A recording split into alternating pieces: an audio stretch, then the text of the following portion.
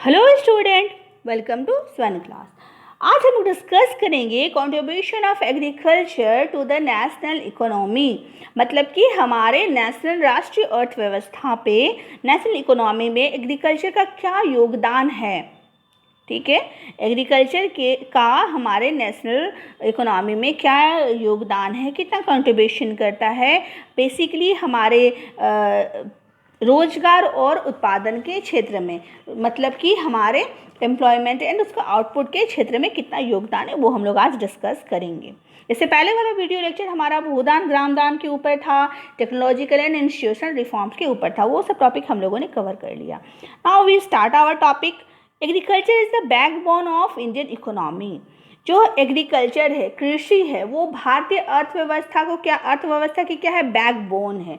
Backbone क्या करती है, आप लोग बेटर जानते होंगे 10th में, वो पूरे बॉडी पार्ट्स को, सबको, पूरे शरीर को सपोर्ट करती है। बैकबोन जो हमारी होती है, जस्ट यही चीज़ जो हमारी एग्रीकल्चर है, वो हमारे इंडियन इकोनॉमी को का बैकबोन है। क्योंकि जो हमारा अभी भी जो हमारा 60% जो हमारे पॉपुलेशन है वो किस पे डिपेंडेड है, वो एग्रीकल्चर पे डिपेंड है। ठीक है, वो एग्रीकल्चर पे डिपेंड है। बट क्या हो रहा है, हम लोगों ने एक वीडियो देखा था, वीडियो लेक्चर में हम लोगों ने देखा था ना, एम्प्लॉयमेंट सेक्टर में जीडीपी जो है वो कौन से वाले सेक्टर में ज़्यादा बढ़ रहा है, एम्प्लॉयमेंट किस में बढ़ रहा है। इकोनॉमिक्स में हम लोगों ने ये पढ़ा था, राइट। अगर आप लोगों को याद होगा वो वीडियो, तो हम लोगों ने क्या पढ़ा था उसमें कि जीडीपी जो है हमारी, वो टर्सरी सेक्टर में वो बहुत हाई जाती है उसकी ग्रोथ रेट जीडीपी की, लेकिन जो एम्प्लॉयमेंट है हमारा वो एग्रीकल्चर में एम्प्लॉयमेंट ज़्यादा जाता है। ठीक है, तो यही सेम चीज़ है। Its share in GDP has declining trend from 1951 onwards. ये जो इसका जो जीडीपी में शेयरिंग परसेंट है वो घट रहा है। ठीक है, वो 1951 से ये घटे जा रहा है जीडीपी में इसका शेयरिंग। मतलब कि जीडीपी जो ग्रोस डोमेस्टिक प्रोडक्ट्स होते हैं, वो आप लोग इकोनॉमिक्स में ये अच्छी तरह से पढ़ लिए होंगे। और अगर इसको समझने में आप लोगों को प्रॉब्लम हो रहा है तो आप लोग प्लेलिस्ट में जा करके इकोनॉमिक्स सेक्शन में देख करके जीडीपी से रिलेटेड सारा वीडियो वहाँ पे मिल जाएगा आप लोगों को। ठीक है, तो हम लोग बात कर रहे थे कि जीडीपी जो है वो 1951 से एग्रीकल्चर के क्षेत्र में लगातार घट रहा है। क्यों? क्योंकि इतना प्रोडक्शन नहीं दे रहा है एग्रीकल्चर के क्षेत्र से जीडीपी, जिसमें जीडीपी बढ़े। आप देख सकते हो एक डेटा यहाँ पे है, एग्रीकल्चर जो है वो 15.4% है। इंडस्ट्रियल सेक्टर से हमारा जो सेकेंडरी सेक्टर है उससे हमारा 23% हमें मिल रहा है। एंड जो सर्विस सेक्टर, जो टर्सरी सेक्टर है हमारा, उससे हमें 61% बेनिफिट हो रहा है in the growth rate of GDP. इस तरह से जीडीपी का ग्रोथ रेट बढ़ रहा है। किसमें बढ़ रहा, कौन से सेक्टर में, सर्विस सेक्टर में, टर्सरी सेक्टर में। बट एग्रीकल्चर में वो घटते जा रहा, कम हो गया, पहले ज़्यादा था, स्लोली कम होते जा रहा है। आप एक यहाँ पे भी एक डेटा है, आप इसको देख सकते हो। ये डेटा को आप देखो, एग्रीकल्चर में आप देख सकते हो 2013 में ये 4.2 था। उसके बाद आपका माइनस में चला गया, फिर थोड़ा सा इम्प्रूव हुआ 1.1 में। बट 2013 से 2016 तक ये बेसिकली आप इसमें डिफरेंसेस देख सकते हो। ये 4.2 था, फिर 1.1 हो गया, यानी कि जीडीपी बढ़ रही है। आप जीडीपी को ओवरऑल कैलकुलेशन को देखोगे तो ये बढ़ रही है। पहले 6.6 थी, अब 7.6 हो गई। बट एग्रीकल्चर के दृष्टि से ये घट रही है, एग्रीकल्चर में ये डिक्लाइनेशन हो रहा है इसका। इंडस्ट्रियल सेक्टर में भी ये बढ़ रहा है और सर्विस सेक्टर में भी ये बढ़ रहा है। तो ये क्या है, और जबकि हाँ, जीडीपी के क्षेत्र में ये जीडीपी जो ग्रोथ रेट है वो बढ़ रहा है, लेकिन एग्रीकल्चर में घट रहा। बट अभी भी जो हमारा एम्प्लॉयमेंट है वो अबाउट 52% है इन द एग्रीकल्चर सेक्टर। मतलब कि एग्रीकल्चर सेक्टर में भले ही जीडीपी घट रही हो, लेकिन अभी भी एम्प्लॉयमेंट का हम बात करें तो 52% एम्प्लॉयमेंट अभी भी एग्रीकल्चर सेक्टर में ही होता है। तो वो क्या एम्प्लॉयमेंट, कौन सा एम्प्लॉयमेंट होता है हम लोगों ने पता, वो डिस्गाइज्ड एम्प्लॉयमेंट होता है। यानी कि लोग क्या करते हैं खेतों में काम कर रहे हैं 6 से 7 लोग मिल करके, जिसकी आवश्यकता नहीं है, तो वो लोग लगता है कि वो लोग एम्प्लॉयर है, बट वो लोग कोई काम नहीं कर रहे होते हैं बेसिकली, अगर हम देखें तो। ठीक है, तो वो डिस्गाइज अनएम्प्लॉयमेंट होते हैं जो हम लोगों ने पढ़ा था। तो इसी वजह से, ठीक है, आप एक और डेटा यहाँ पे देख सकते हो 2012 कि ये डेटा है, आप इसमें देख सकते हो जीडीपी शेयर और एम्प्लॉयमेंट शेयर की। ये देखो यहाँ पे सर्विस सेक्टर में अगर हम जाएंगे तो इसकी जीडीपी शेयर है आपकी 55% एंड इसकी जो एम्प्लॉयमेंट शेयर है 25%। यानी कि जीडीपी तो बहुत दे रहा है ये सर्विस सेक्टर, लेकिन एम्प्लॉयमेंट इसमें कम है, लगभग 50% का डिफरेंसेस है दोनों में। तो लोग नहीं मिल रहे हैं। क्यों इतना डिफरेंसेस है? क्योंकि उनको स्किल्ड लोग नहीं मिल रहे हैं जो सर्विस सेक्टर में हो, क्योंकि सर्विस सेक्टर में होने के लिए वेल ट्रेंड लोग चाहिए, वेल स्किल्ड लोग चाहिए ना, तो वो नहीं हो पा रहा है। अब इसी के अदर हम बिसाइड देखेंगे एग्रीकल्चर में, तो यहाँ पे एम्प्लॉयमेंट आप देख सकते हो, जो हमारा एम्प्लॉयमेंट शेयर है वो आपका 49% है, और जो जीडीपी शेयर है वो सिर्फ आपका 18% है। आप डिफरेंसेस देख सकते हो कितने ज़्यादा डिफरेंसेस है। एम्प्लॉयमेंट शेयर तो इतना ज़्यादा है और जीडीपी शेयर इतना कम है, तो ये है ना एक चिंता का विषय। ये चिंता का विषय है। क्यों है? क्योंकि अगर सोचो, अगर ये हमारा एम्प्लॉयमेंट इतना ज़्यादा है, अगर हम जीडीपी भी इतना ही देते तो हमारा कंट्री कितना ज़्यादा डेवलप्ड करता। वो थिंक अबाउट इट। ठीक है, इसको सोचो आप लोग कि एम्प्लॉयमेंट इतना ज़्यादा हम प्रोवाइड कर रहे हैं किसमें? एग्रीकल्चर सेक्टर में। अगर जीडीपी भी इतना ही जाता तो कितना ज़्यादा डेवलपमेंट होता, समझ रहे हो? मतलब कि देश को कितना ज़्यादा फ़ायदा। जीडीपी मतलब क्या होता है? ग्रोस डोमेस्टिक प्रोडक्ट, जो साल भर में देश को फ़ायदा होता है उसको हम लोग कैलकुलेट करते हैं, ठीक है, जीडीपी में। तो उतना ज़्यादा फ़ायदा अगर एग्रीकल्चर सेक्टर से एम्प्लॉयमेंट दे रहा है 50%, और अगर 50% जीडीपी भी ये प्रोवाइड करता तो कितना फ़ायदा होता। तो ये चिंता का विषय है कि किस तरह से आपका जीडीपी को बढ़ाना है। ठीक है, सरकार को सोचने की ज़रूरत है इस मैटर में। एग्रीकल्चर के जो इम्पोर्टेंस है हमारे, हम जानते हैं कि एग्रीकल्चर हमारा बहुत ज़्यादा इम्पॉर्टेंट है, बहुत मैटर करता है हमारे लिए। तो लेकिन जीडीपी तो डिक्लाइन हो रहा है, तो ये it is the serious matter of concern. ठीक है, मैटर ऑफ सीरियस कंसर्न। क्योंकि जैसे अभी मैंने बताया कि अगर हम उतना जीडीपी दें जितना हम एम्प्लॉयमेंट प्रोवाइड कर रहे हैं, तो बहुत ज़्यादा कंट्री को बेनिफिट होने जाने वाला। इसीलिए government made concentrated effort to modernise agriculture. तो गवर्नमेंट ने क्या किया? इसकी कृषि के महत्व को समझने के लिए इसको मॉडर्नाइज्ड किया गया। ठीक है, इसको मॉडर्नाइजेशन किया गया। क्या क्या मॉडर्नाइजेशन हुए, क्या क्या गवर्नमेंट ने इस क्षेत्र में मतलब इम्प्रूवमेंट किए, उसको हम लोग देखते हैं। Establishment of Indian council of agriculture. क्या इस्टेब्लिशमेंट हुआ? इंडियन काउंसिल ऑफ एग्रीकल्चर के इस्टेब्लिशमेंट हुए। ठीक है, यानी कि उसका एक अलग से काउंसिल बना, इंडियन काउंसिल ऑफ एग्रीकल्चर, भारतीय कृषि अनुसंधान परिषद। इसमें एग्रीकल्चर से रिलेटेड सारे प्रॉब्लम्स को सुना जाता है, उनका सॉल्यूशन प्रोवाइड करा जाता है, उनके लिए एक अलग से काउंसलिंग की व्यवस्था हुई। एग्रीकल्चर यूनिवर्सिटीज़ खोले गए, कृषि विश्वविद्यालय खोले गए, जिनमें प्रॉपर ट्रेनिंग दिया जाता है कि किस तरह से कृषि को हम अपने एग्रीकल्चर को इम्प्रूव कर सकते हैं। Veterinary services and animal breeding centres. ठीक है, वेटनरी सर्विसेज यानी कि एनिमल पशु चिकित्सा जो होता है हमारा, क्योंकि हमारी जो एग्रीकल्चर है वो बेसिकली तो पशु पे ही डिपेंडेंट है ना। तो एनिमल ब्रीडिंग सेंटर्स खोले गए, पशु प्रजनन केंद्र, पशु चिकित्सा सेवा, ये सब खोले गए। हॉर्टिकल्चर डेवलपमेंट, बागवानी जो है हमारा, उस पर ध्यान दिया गया, उस पर विकास, क्योंकि ये सब मिल करके एग्रीकल्चर होता है। एग्रीकल्चर का मतलब सिर्फ मतलब ये नहीं होता ना कि वीट और राइस उपजाना, हम लोगों ने पढ़ा ना, नॉन फूड क्रॉप्स भी एग्रीकल्चर में होता है। सेरिकल्चर जो सिल्क वर्म होता है वो भी एग्रीकल्चर में आता है आपका, अदर फूड क्रॉप्स भी एग्रीकल्चर में। तो एग्रीकल्चर में सिर्फ वीट और राइसेस ही नहीं आते हैं, बहुत सारे चीज़ आते हैं। एनिमल्स भी तो उसमें आते हैं, राइट, एनिमल्स भी उसमें आते हैं। तो उनको अच्छा से देखभाल नहीं किया जाएगा तो फिर वो तो मतलब नहीं बढ़ेंगे ना।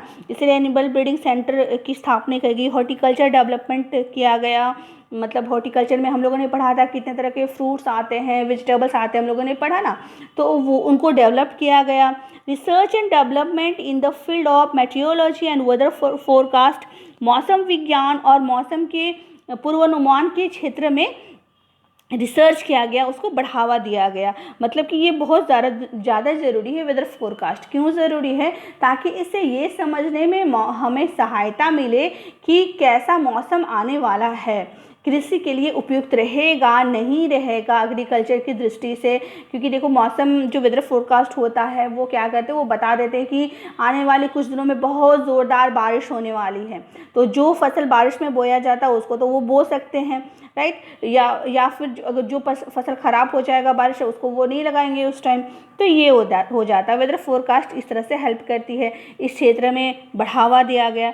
इम्प्रूविंग द रूरल इंफ्रास्ट्रक्चर, जो हमारा रूरल इंफ्रास्ट्रक्चर है उसको भी बढ़ाया गया, ठीक है, उसको भी बढ़ाया गया। जो हमारा जो ग्राम है, विलेजेस है, तो उनका जो इंफ्रास्ट्रक्चर है, उनकी खेती को इम्प्रूव किया गया, उन्हें मॉडर्न टेक्निक्स की समझ दी गई, फार्मर्स को प्रॉपर ट्रेनिंग मिलने स्टार्ट हुआ, उनको स्किल्स प्रोवाइड किए जाने लगे कि how to use modern technology, white revolution, green revolution, ये सारा कुछ हुआ। क्यों हुआ? ताकि जो हमारे जीडीपी शेयरिंग है एग्रीकल्चर की वो बढ़ सके, ठीक है। ये सब इसीलिए स्टेप्स लिए गए गवर्नमेंट के द्वारा, ताकि जो जीडीपी शेयरिंग है हमारी एग्रीकल्चर में वो बढ़ाया उसको जा सके, राइट। तो फिर भी कुछ कुछ चैलेंजेस होते हैं जो फार्मर्स को फेस करने होते हैं। अब देखो जो कुछ हुआ, इतना सारा हम लोगों ने पढ़ा कि ये सारा कुछ किया गया, तो इससे तो फ़ायदा हुआ, जीडीपी बढ़ी, पहले की अपेक्षा तो बढ़ी, पहले बहुत ज़्यादा कम था। आप ये वाला डेटा देख सकते हो, ये डेटा में आप देखो तो कितना परसेंट है आपके 2016 तक जीडीपी में जो हमारी शेयरिंग है वो 1.1% है, ठीक है। लेकिन ये जो हम अभी 15.4% लिख रहे हैं, ये आपके 2019 की है, ठीक है। तो 16 में कहाँ 1.1% था हमारा जीडीपी शेयरिंग, एंड 2019 में हमारा 15.4% हुआ है। तो सोचो जीडीपी शेयरिंग कितना ज़्यादा बढ़ गया, राइट, है ना। बढ़ रहा, अभी धीरे धीरे करके इम्प्रूव कर रहा। 1.1% से सीधे 4-5 कुछ सालों में 15% तक पहुंच जाना मैटर करता है। तो ये जो भी हमारे गवर्नमेंट के द्वारा स्टेप्स लिया गया, ये वर्क किया एंड हमारी जीडीपी शेयरिंग पहले की अपेक्षा थोड़ी बड़ी है। बट फिर भी अभी हमारे जो फार्मर्स होते हैं उनको बहुत सारे चैलेंजेस फेस करने पड़ते हैं। जो लोकल चैलेंजेस है, जैसे कि बारिश नहीं होना समय पर और अच्छे सीड्स वगैरह नहीं मिला, ये सब को छोड़ करके, ये सब तो लोकल चैलेंजेस है। ये सब तो मतलब हम लोगों ने पढ़ा ना पिछले वाले वीडियो में कि कुछ technological and reforms, institutional reforms में कि क्या क्या चैलेंजेस फेस करने होते हैं और उसके बदले में वो लोग सुसाइड भी कर लेते हैं। ये जो चैलेंजेस ये उनसे भी बड़ा है, ठीक है। उसको हम देखते हैं कि कौन कौन से चैलेंजेस को फेस करना पड़ता है। इंटरनेशनल कंपटीशन, कौन सा चैलेंज होता है? International competition. मतलब कि जो हमारा क्योंकि सिर्फ यहीं पर तो नहीं ना हो रहा, सिर्फ यहीं पर तो हमारी खेती नहीं होती है, हर बहुत सारी जगहों में होती। तो हमें ये चैलेंज ये हमें बना के रखना है कि हम क्या करेंगे, हमें क्या है बेस्ट देना है अपना।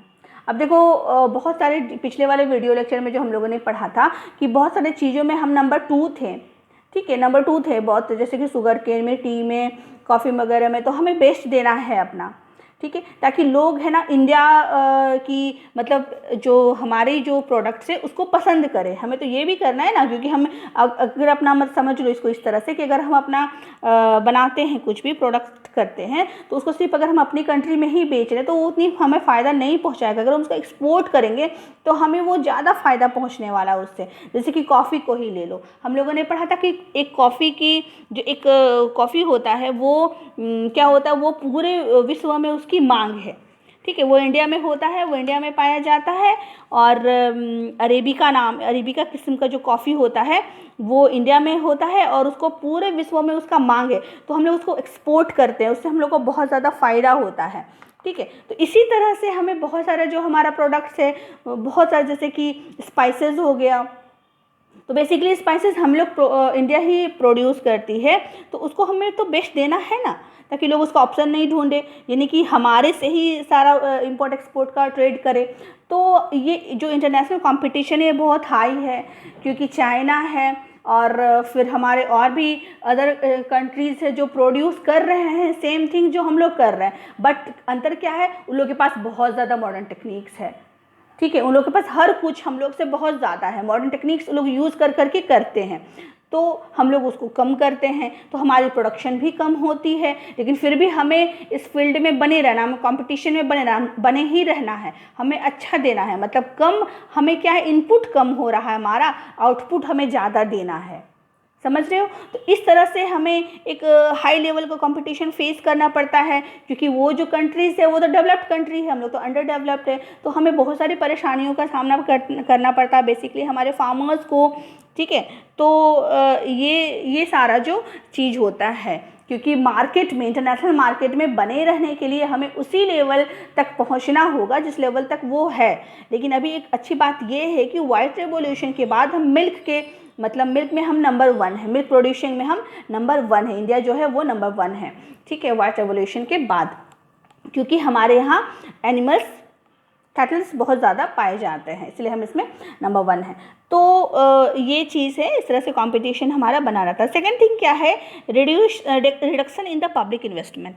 फार्मर्स को एक और भी समस्या का सामना करना पड़ता है कि कृषि सेक्टर में जो है वो हमारी इंडियन गवर्नमेंट है वो क्या करती, कृषि सेक्टर में बहुत कम इन्वेस्ट कर रही है, बहुत कम, मतलब कि जैसे कि सिंचाई हो गया या मार्केट हो गया, मतलब सब्जी मार्केट हो गया, या जो हमारे विलेज रोड होते हैं उसमें, या फिर आपके इरिगेशन फैसिलिटीज़ में, या फिर प्रॉपर आपको मॉडर्न फार्मिंग टेक्निक यूज़ करने में, मतलब प्रोवाइड करवाने में, सब्सिडीज़ में बहुत ज़्यादा कम इन्वेस्ट कर रही है हमारी इंडियन गवर्नमेंट, यानी कि हमारी इंडियन गवर्नमेंट को इस पर और भी ज़्यादा इन्वेस्ट करने की ज़रूरत है, ठीक है, तो ही हम वहाँ तक पहुँच पाएंगे जहाँ तक हमें पहुँचना है। देखो, क्योंकि विलेजेस में क्या होते हैं ना, मोस्टली रोड्स भी ठीक से नहीं होते हैं, फसल भी अच्छे से नहीं हो पाते हैं। अगर इरिगेशन फैसिलिटीज़ की बात करें तो बहुत अच्छे कैनल्स, मतलब कैनल सब बिल्डअप नहीं है, ट्यूबवेल्स नहीं है, पंप्स नहीं है, तो लोगों को बारिश में डिपेंड होना पड़ता है, अच्छे सीड्स नहीं है, मतलब कि बहुत सारा प्रॉब्लम है। तो अगर इंडियन गवर्नमेंट इस सेक्टर में और अधिक इन्वेस्टमेंट करे तो ये सब कुछ डेवलप हो सकता है और हम लोग वो लेवल में जा सकते हैं। एक दूसरी प्रॉब्लम ये है कि जो सब्सिडी है, subsidy on fertilisers is decrease leading to increase the cost of production. देखो, जो सब्सिडी होती है, फर्टिलाइजर्स में सब्सिडी मिलता है, यानी कि क्या किया जाता है कि जो इंडस्ट्रीज़ जो फर्टिलाइजर्स बनाते हैं तो उनको सब्सिडी 50 to 70% सब्सिडी उनको प्रोवाइड किया जाता है इंडियन गवर्नमेंट के द्वारा, और वो उतना ही में क्या करते हैं, उसको बेचते हैं हमारे फार्मर्स को, ठीक है। अगर वो बहुत ज़्यादा मतलब बनाने में पैसा लगाएंगे तो वो क्या करेंगे, बदले में चाहेंगे ना कि जितना पैसा हम लगाए हैं उतना ही पैसा हमको वापस मिले, तो वो उतना ज़्यादा अगर वो समझ लो कि 20 रुपया अगर वो बनाने में लगा रहे हैं तो वो क्या चाहेंगे, फर्टिलाइजर्स बनाने वाले इंडस्ट्री 20 रुपया अगर लगा रहे तो वो चाहेंगे कि 40 रुपया में हम बेचें ताकि हमको मेरा बेनिफिट भी मिले एंड जो भी इसमें कुछ खर्चा वो भी हमें मिल जाए, रिटर्न भी, तो वो 40 में बेचेंगे। तो अब 40 रुपया तो है ही नहीं ना हमारे फार्मर्स के पास, ठीक है। वो 40 रुपये की बात नहीं है, वो हम एक एग्जाम्पल के तौर पे समझा रहे हैं, इसलिए 40 रुपये नहीं, वो बहुत हाई कॉस्ट चला जाता है। तो वो अब समझो अगर हमारे फार्मर के पास 10 रुपया है, ठीक है, 10 रुपया है, तो वो 40 रुपये का सामान कैसे खरीदेंगे, वो तो नहीं खरीद पाएंगे ना। 10 ही रुपया है, उन्हें 40 रुपये की सामान खरीदनी है, वो नहीं कर पाएंगे, वो फर्टिलाइजर्स नहीं ले पाएंगे, तो उन्हें नेचुरल फर्टिलाइजर्स पे डिपेंड होना पड़ेगा फिर तो लेकिन जो हमारे HYB सीड्स होती हैं वो नेचुरल फर्टिलाइजर्स से नहीं होती है, उन्हें ये ही फर्टिलाइजर्स की आवश्यकता पड़ती है। तो और जो इंडस्ट्रीज़ है वो भी गलत तो नहीं कर रही ना, अगर वो 20 में उसको बना रही तो ऑब्वियसली अपना भी तो बेनिफिट देखेगी, तो उसको फ़ायदा क्या होगा बना कर, क्योंकि इतना इलेक्ट्रिसिटी खर्चा हो रहा है, इतना सब कुछ खर्चा हो रहा है, तो वो 40 में ही तो बेचेगी। तो इसीलिए भारत सरकार ने क्या करा कि इन पे सब्सिडी दिया, छूट दिया, ठीक है। सब्सिडी क्या होता है? छूट होता है, छूट दिया। यानी कि अगर जैसे कि 40 रुपये इसका लागत है फर्टिलाइज़र का, 40 में से 30 कौन पे करता है? इंडियन गवर्नमेंट पे कर देती है, ठीक है। तो उनको अपने पास से कितना लगा? 10 रुपये लगा। तो अपने पास से वो 10 रुपये लग रहा है, तो अब तो ठीक है, तो वो कितना में बेचेगा? तो बेसिकली वो 20 में बेचेगा या 10 में ही बेचेगा। तो इंडियन गवर्नमेंट ये भी बोला है कि जितना सब्सिडी आप लोगों को छूट दे रहे आप उतना कम में ही बेचो। तो अब वो क्या करेगा? क्योंकि 40 रुपया अगर उसको लग रहा है खुद बनाने में, तो उनमें से 40 रुपये में से 30 रुपये तो गवर्नमेंट ही दे रही है ना। तो अब थोड़ी वो उतना हाई में बेचेगा, वो तो 10 रुपये में बेच देगा जितना बस उसको लगा है। क्योंकि जो फ़ायदा उठाने का था वो आम कंज्यूमर से जो फ़ायदा उठाते वो उनको सरकार पे कर दे रही है। तो बस जितना बना है बस उतना ही में उसको रेट फिक्स किया गया इंडियन गवर्नमेंट के द्वारा कि जो सब्सिडी जो आपके बनाने में जो लग रहा है वो हम प्रोवाइड कर रहे हैं, आप वही MRP से बेचो जितना में आप बना रहे हो। तो वो क्या करेगा? फार्मर को 10 ही रुपये में बेच देगा। तो फार्मर के पास तो 10 रुपये है, वो अच्छे से उसको खरीद लेगा। ये होता है सब्सिडी, ठीक है। तो लेकिन ये जो सब्सिडी है ये क्या कर रही है? फर्टिलाइजर्स इज डिक्रीज, जो सब्सिडी जो है वो कम होते जा रहा है। कम होते जा रहा है, मैंने कहाँ से कम होते जा रहा है? कम होते जा रहा है इंडियन गवर्नमेंट की ओर से। वो सब्सिडी कम करते जा रही है फर्टिलाइजर्स में। अगर सब्सिडी कम करने का मतलब, जैसे कि भी मैंने कहा कि 40 में से 30 रुपये अगर गवर्नमेंट दे देती है तो फ़ायदा हो जाता है, तो 10 में बेचेगा ना। लेकिन इंडियन गवर्नमेंट 40 में से महज 10 ही रुपये सब्सिडी दे रही है। तो भी तो ये लोग को, इंडस्ट्रीज लोगों को 30 रुपये देना पड़ा ना अपने पॉकेट से, तो वो लोग तो फ़ायदा उठाएगा ही। फिर तो वो लोग, फिर वही बात हो गया, फिर वो लोग ज़्यादा में ही बेचेगा, समझ रहे हो। तो सब्सिडी जो है फर्टिलाइज़र पे वो कम हो रहा है, जिसकी वजह से कोस्ट का, प्रोडक्शन का जो कोस्ट है वो इंक्रीज हो रहा है। जाहिर सी बात है, सब कोई तो अपना कोस्ट को इंक्रीज करेगा पैसा लेने के लिए ना, सब कोई अपना कोस्ट को इंक्रीज करेगा, ठीक है। तो ये हो रहा है, गवर्नमेंट जो सब्सिडी दे रही है फर्टिलाइजर पे वो कम दे रही है, जिसकी वजह से वो फार्मर्स को उतना उस हिसाब से फर्टिलाइज़र प्रोवाइड नहीं करवा पा रहे हैं। तो जिसकी वजह से भी कोस्ट, प्रोडक्शन का भी कोस्ट क्या है वो इंक्रीज़ हुआ है। दूसरा क्या है? Reduction in import duties on agriculture products have proved detrimental to agriculture in the country. जो इम्पोर्ट ड्यूटीज़ है वो घट गई है, ठीक है। क्या घटा है? मतलब कि जो हमारे प्रोडक्ट्स है, एग्रीकल्चर प्रोडक्ट्स जो है हमारे, उसमें आयात कर घट गया है। आयात कर मतलब कि जो हम लोग इम्पोर्ट कर रहे हैं, ठीक है, जो हम लोग इंपोर्ट करते हैं वो उसको घटा दिया गया, इंपोर्ट उसको घटा दिया गया है आयात कर को, जिसकी वजह से मतलब कि देश में क्या है, अच्छा प्रभाव नहीं पड़ा एग्रीकल्चर का। क्योंकि जो हमारा आयात कर था, जो हम लोग ला रहे बाहर से, उसको हम लोग घटा दिए हैं बाहर से। कि ऐसे समझो इसको, हम लोग सपोज चाइना से कोई चीज़ मंगा रहे हैं, कॉटन मंगा रहे हैं, ठीक है, एक एग्जांपल दे रही हूँ। चाइना से हम लोग कॉटन को मंगा रहे हैं, अब हम लोग इंपोर्ट कर रहे हैं उसको, हम लोग उसमें घटा दिए हैं, टैक्सेस कर घटा दिए, कम कीमत लगा रहे हैं उसका। तो लोग क्या करेगा, इंडस्ट्रीज़ क्या करेगी, क्लोथ बनाने वाले इंडस्ट्रीज कम कीमत वाली को ना उठाएगी, कम कीमत वाले को उठाएगी तो बाहर का लोग को फ़ायदा हो रहा है। हम लोग कम कीमत पे खरीद रहे हैं तो हमारे जो इंडस्ट्रीज़ है वो भी कम कीमत पे कॉटन खरीद रही। अब बोलेगी कि हमारे इंडियन फार्मर तो इतना हाई कॉस्ट में बेच रहे हैं क्योंकि उन्हें सब्सिडी, उनको तो मजबूरी है, उनको तो फर्टिलाइज़र पे सब्सिडी मिल नहीं रहा है, उनको तो फर्टिलाइज़र बहुत दाम पे खरीदना पड़ रहा है। तो वो दाम को वो कहाँ निकाल रहे हैं, अपने कॉस्ट प्रोडक्ट पे निकाल रहे हैं, समझ रहे हो। जैसे कि फर्टिलाइजर्स वो लोग 50 रुपये में खरीद रहे हैं, तो वो लोग बोलेंगे कि हम लोग 50 रुपये लगा रहे हैं खाद का, तो हम लोग 100 रुपये में अपने फसल को बेचेंगे तब ना मेरा खाद का पैसा वापस आएगा। तो वो लोग कॉटन का 100 रुपये लगा रहे हैं, और यहाँ पर सरकार क्या कर रही है, जो हमारा इंपोर्ट ड्यूटीज़ है, हमारा आयात कर है, उसको घटा दी हुई है। तो इंडस्ट्रीज़ लोग कॉटन कहाँ से खरीदेंगे, 100 रुपये से खरीदेंगे कि 50 रुपये जहाँ वहाँ खरीदेंगे, जहाँ 50 रुपये वहाँ पे खरीदेंगे, ठीक है। तो बाहर से जो हमारा प्रोडक्ट्स आ रहा है उसमें कर इंपोर्ट ड्यूटी घटा दिया गया है, ठीक है, और हमारे यहाँ जो है वो कॉस्ट बढ़ रहा है। तो लोग बाहरी चीज़ को ज़्यादा पसंद कर रहे हैं, अपने यहाँ की चीज़ को नहीं ले रहे हैं, जिसकी वजह से बहुत ही बुरा असर पड़ा है हमारे कंट्री में एग्रीकल्चर का। ठीक है, तो ये चैलेंजेस हो रहा है। इसके अलावा farmers are withdrawing their investment from agriculture causing a downfall in the employment in agriculture. तो इतना सारा जो प्रॉब्लम्स हो रहा है, इसलिए जो हमारे फार्मर्स है वो जो एग्रीकल्चर में इन्वेस्टमेंट भी कम करने लगे हैं। अब वो लोग भी एग्रीकल्चर में इन्वेस्टमेंट क्या है, कम करने लगे हैं, क्योंकि फ़ायदा उन्हें हो नहीं रहा है ना, उन्हें फ़ायदा नहीं हो रहा है।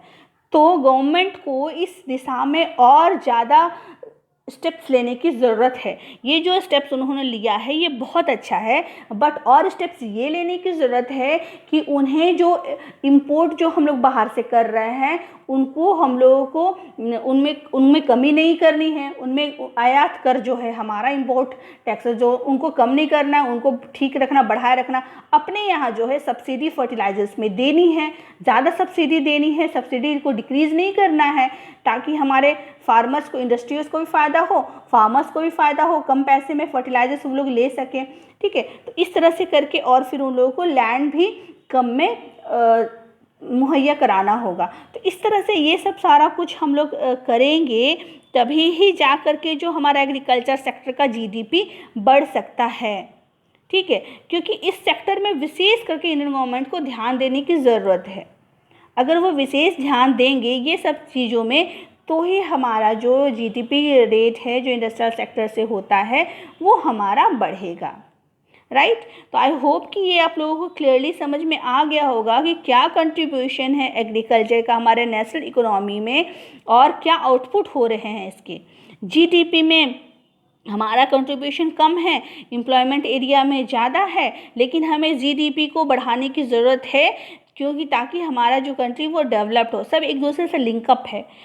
अगर सरकार इस ओर ध्यान देगी एग्रीकल्चर के फील्ड में तो हमारा एग्रीकल्चर बढ़ेगा। एग्रीकल्चर हमारा अच्छा प्रोडक्शन देगा तो हमारी जीडीपी रेट बढ़ेगी एग्रीकल्चर के शेयरिंग में। तो इस तरह से करके और ओवरऑल क्या डेवलप्ड होगा, हमारी कंट्री डेवलप्ड होगी। तो इस फील्ड को बहुत ज़्यादा ध्यान देने की ज़रूरत है। आई होप कि ये वाला जो वीडियो आप लोगों को क्लियर हो गया होगा। What is how does international competition take place and what is subsidy on fertilisers. ठीक है, इंपोर्ट ड्यूटीज़ क्या है, ये सारे आप लोग क्लियर हो गए होंगे। And if not then you can tell me in the comment section. आप बताइए आपको क्या नहीं समझ में आया, एंड फिर से उसको मैं आप लोग को क्लियर करूँगी। सो आई होप कि you like my video, and if you like my video then subscribe my channel. Thank you for watching.